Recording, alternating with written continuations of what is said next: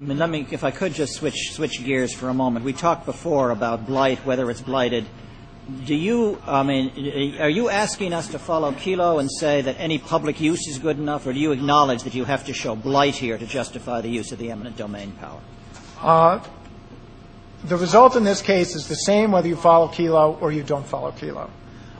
The project here was approved as a land use improvement project and a civic project under the Urban Development Corporation Act. The ESDC found that the project site was a substandard and insanitary area, and that finding was rational and is supported by the record. But let me go. I mean, is it the law of New York that if I own a house in an area that the government thinks could be improved, and I have a perfectly nice house and it's a clean house and there's nothing particularly wrong with the area, but it could be better, it could be more vibrant, there could be more dynamic businesses, is that enough for the government to take the house? Under New York State constitutional law, yes, it is. What case says that? I would say the leading case for that proposition would be the Courtesy Sandwich Shop case from the New York Court of Appeals.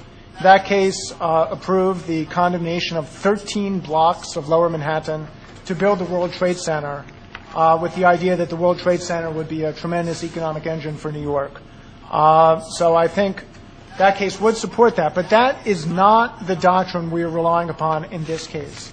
In this case, we are relying upon the finding of the agency, which is supported by the record and reviewed by this court on rational basis review, that the project site is a substandard and insanitary area.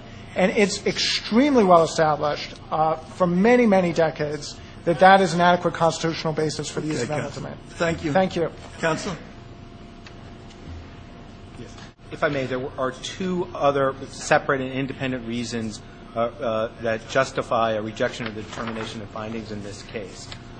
One of them is the fact that ESDC concedes that it made no attempt to analyze and did not compare the amount of private benefit to the developer as compared to the notion of public benefit in this case.